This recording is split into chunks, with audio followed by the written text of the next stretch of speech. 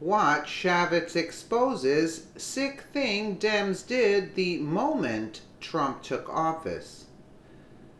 Representative Jason Chaffetz accused federal prosecutors of not doing enough to deal with the increase in left-wing violence since President Trump took office.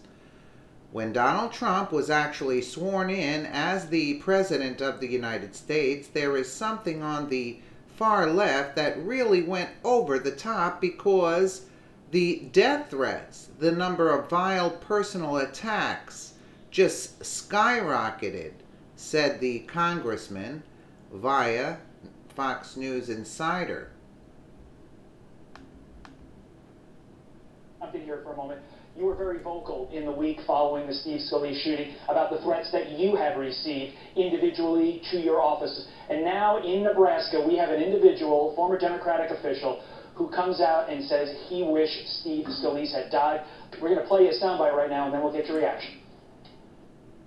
His whole job is like to get people, convince Republicans to kick people off. Okay. We know all of I hate this. I'm glad he got shot. We played in I'm our... glad he got shot. Dude. I'm not going to say that in public. You don't have Well, to then say what that. are you saying it to us for? Say something. Say something. What are you telling us for? I wish he was dead. Just hearing that has gotten me so fired up because that is not America. That is not how we operate. But as an individual who is on the receiving end of some threats, how do you respond? Well, look, the people I know in Nebraska, they're good, loving, patriotic people. That person is such an outlier. I'm glad he's being called out. He really needs to have some, I think, psychiatric help. Steve Scalise is just such a great human being. And these are friends and neighbors. These are the members that serve in Congress and the Senate. We're human beings, too. And so when these threats do come in, we have to take them very seriously. I worry that prosecutors aren't prosecuting these cases. Law enforcement is not looking at them as deeply as they need to be, but this particular person really needs to be called out and shown for what he is, and that hatred is just so disgusting. Yeah, have you seen the threats get worse? When you've been in the House for a number of years, have you seen an escalation when it comes to this nasty political rhetoric and these personal threats that you and many others have received? Well, I saw it almost snap when Donald Trump was actually sworn in as the President of the United States. There's something on the far left that really went over the top because the death threats, the number of vile personal attacks just skyrocketed. And just because they're coming in great quantity doesn't mean that law enforcement and the prosecutors shouldn't be pursuing these.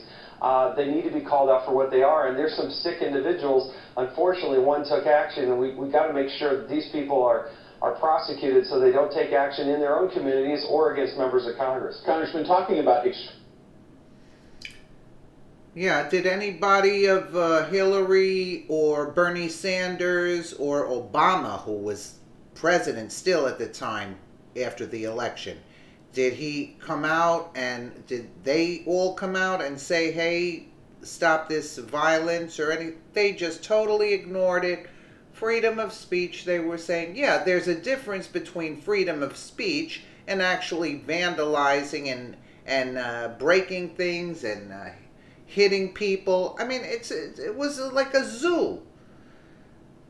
Anyway, getting back to the story, I worry that prosecutors are not prosecuting these cases. Law enforcement is not looking at them as deeply as they need to be, Chaffetz said, worried for his friends and family. Radical left-wing violence has been on the rise since President Trump took office, revealing the sinister underbelly of the increasing totalitarian left in America. Yeah, but there's so few of them. There's so few of them, and people have woken up to this. Spurred on by the lying mainstream media, yes, sick individuals are promoting violence against politicians in response to losing an election. Totally insane. Liberal celebrities are encouraging their fans to assassinate President Trump and other Republicans, leading to real-world attacks such as the GOP shooting in Virginia, injuring Steve Scalise and others. Madonna wanted to blow up the White House. Snoop Dogg shot a clown version of Trump. And Kathy Griffin posed in a gory photograph with a replica of President Trump's severed head. As a result, already unstable liberals like James Hodgkinson are being convinced to take matters into their own hands and open fire on Republican members of Congress. Left-wing violence is at an all-time high due to the encouragement from the media, journalists, celebrities, and Democrat politicians are promoting open hostilities against our president. They actually are. Now, understandably so, Republican members of Congress are starting to fear for their lives. Political violence is utterly contrary to the Republican foundation of our great nation, built on the peaceful transfer of power and the ability to solve our differences through rational debate. Yet the left wing repeatedly proves that they are unable or unwilling to work with conservatives. Democrats demand complete control and will resort to violence if they lose an election. No, because there are not enough cops out. And remember, after the elections, where were all the police? They knew that there was going to be rioting. Round them up. Round them up. What is this? But they were told to stand down. They were told to stand down by Obama. Liberals could probably be calling for a civil war if they were not so woefully trained and outgunned. They cannot win with open political combat, so the Democrats resort to the tactics of ISIS. Absolutely. Absolutely. Absolutely. Obama didn't order police presence, and the police presence is told to stand down at the same time. So what do you expect? They wanted this violence.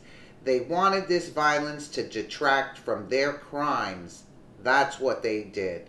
That's what they did. Let us know what you think in the comments below. And again, thank you so much for watching.